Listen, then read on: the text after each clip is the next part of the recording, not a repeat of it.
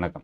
2025 Donald Trump ஜனவரியில பதவியேற்றதிலிருந்து இந்த reciprocal tariff, global issues, geopolitical issues இது எல்லாமே கன்டினியூஸா அடுத்தடுத்த பிரச்சனைகள் வந்தாலும், அமெரிக்க மார்க்கெட் ஓவரால் ஒரு பெஸ்ட் பெர்ஃபார்மிங் இயரா இருந்ததுன்னு சொல்லலாம். இந்த 2025 அவங்களுக்கு. ஓவரால் குளோபல்ல பார்த்தீங்கன்னா, மோஸ்ட் ஆஃப் த கண்ட்ரீஸோட மார்க்கெட் பாசிட்டிவா க்ளோஸ் ஆயிருக்கு. ஆனா, நம்ம இந்தியன் மார்க்கெட் 8-10% நிஃப்டியோட ரிட்டர்ன் இதில ஏசியால வொர்ஸ்ட் பெர்ஃபார்மிங் மார்க்கெட்டாவும் பேர் எடுத்திருக்கு. இந்த 2025ல. பட் ஆனா, இதுவே பெரிய விஷயம் அப்படின்றத கூட பார்க்கலாம். ஏன்னா, நிஃப்டி பாசிட்டிவா ரிட்டர்ன் குடுத்திருந்தாலும், மிட் கேப் அண்ட் ஸ்மால் கேப்ல ஒரு வீக்னஸ் இருந்தது. Negative return.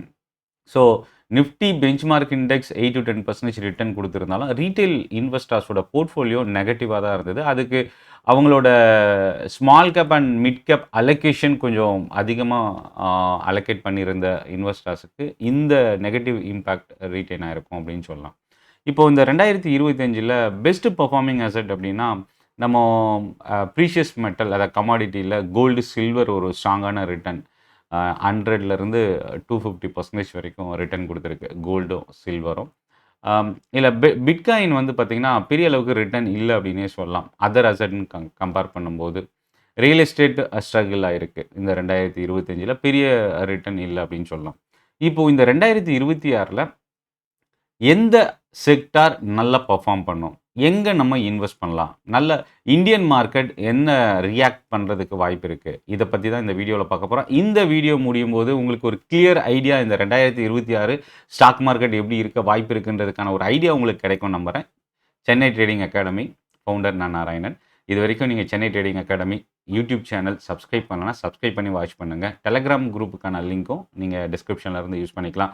Market updates, stock news, online webinars இதுக்கான லிங்க்ஸ் எல்லாமே நீங்க டெலகிராம் குரூப்ல இருந்து ரிசீவ் பண்ணலாம். ஸோ, இப்போ ஃபர்ஸ்ட் விஷயம் என்னன்னா, அ 2026 எப்படி இருந்தது?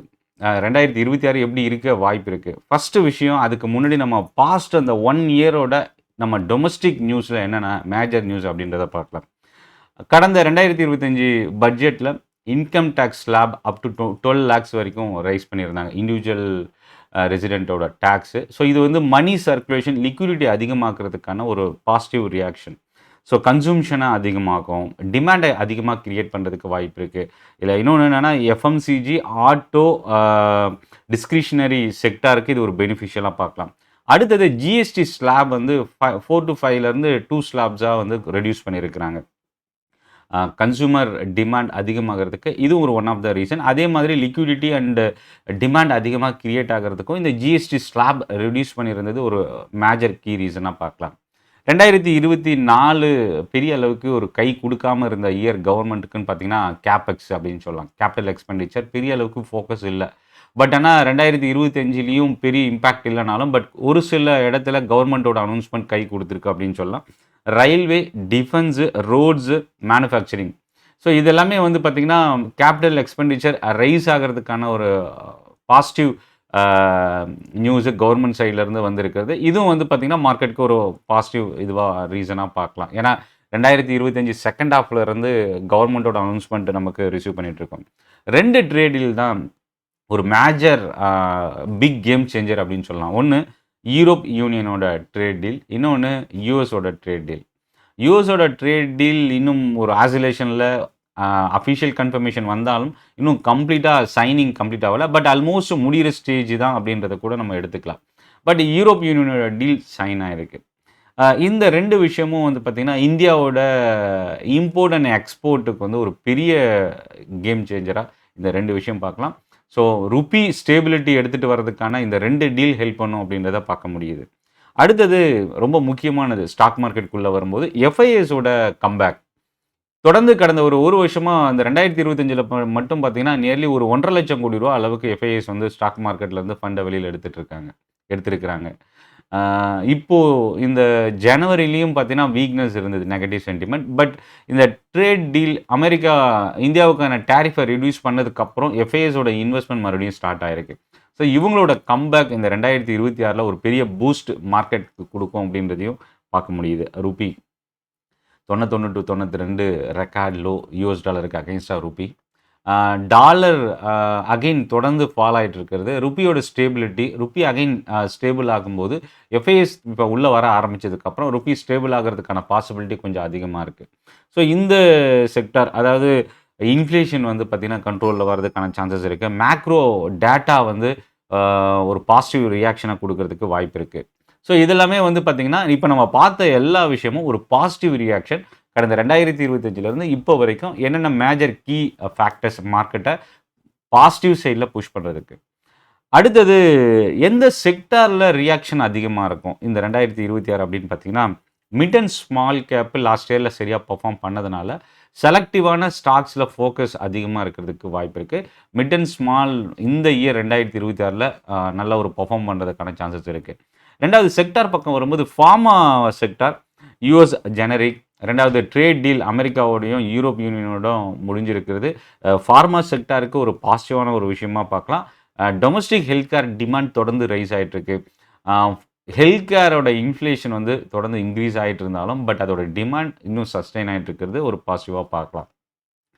ஏஐயோட டிரான்ஸ்ஃபர்மேஷன் ஐடி செக்டாருக்கு ஒரு பக்கம் பெரிய அளவுக்கு ஒரு பப்பிள் அப்படின்னு சொல்லலாம். அதாவது ஒரு நெகட்டிவ் இம்பாக்ட் அப்படின்னு கூட சொல்லலாம். பட் ஆனா ஸ்டில் ஐடி செக்டார் ஒரு கம்பேக் குடுக்கறதுக்கான வாய்ப்பு இந்த 2026ல நம்ம எதிர்பார்க்கலாம். Consumption theme, income tax slab raise பண்ணியிருக்கிறது, ஜிஎஸ்டி ரிலீஃப், ருப்பியோட ஸ்டேபிலிட்டி, இன்ஃப்ளேஷன் வந்து ரொம்ப கூல் ஆயிட்டு இருக்கிறது. இது எல்லாமே 2026ல கன்சம்ப்ஷன் அதிகமாகறதுக்கான சான்சஸ் அதிகமா இருக்கு. இதுல ரொம்ப ஓவரால் பிக் பிக்சர் அப்படின்னு பார்த்தீங்கன்னா, ஃபிஸ்கால் புஷ் வந்து ஒரு major key factor. Trade deals, கரன்சியோட ஸ்டேபிலிட்டி, எஃப்ஐஎஸோட ரிட்டர்ன், ஃபார்மா ஐடியோட ஸ்ட்ரென்தன் இது எல்லாமே மேஜர் கீ ஃபேக்டரா அமையறதுக்கான சான்சஸ் இருக்கு. பட் ஆனா இது எல்லாமே நிஃப்டிய நியர்லி ஒரு 30,000-35,000 வரைக்கும் இந்த 2026ல புஷ் பண்றதுக்கான பாசிபிலிட்டி இருக்கு. இது வந்து பாசிட்டிவ் ரியாக்ஷனுக்கான நிஃப்டியோட ஃபோர்காஸ்டிங். இப்ப நெகட்டிவ் சைட்ல என்ன ஆகும்? இன்கேஸ் இது 100% நடக்குமானா, இது யாராலயுமே சொல்ல முடியாது. ஏன்னா, எல்லாமே ப்ரெடிக்ஷன் தான். பட் இப்போ நெகட்டிவ் சைட்ல திரும்பும்போது, நெறைய பேர் கேட்பாங்க, "ஏன்னா நம்ம இப்படி ஃபோக்கஸ் பண்ணா, அது மார்க்கெட் இந்த பக்கம் போகுதே" அப்படின்னு சொல்லிட்டு. ஸோ நெகட்டிவ் சைட்ல ஃபோக்கஸ் பண்ணும்போது, ஏன்னா எப்பயுமே நெகட்டிவ்க்கான ரியாக்ஷன் எப்பன்னா, சடனா வரும்போது தான் மார்க்கெட்டோட ரியாக்ஷன் கொஞ்சம் ஹெவியா இருக்கும்.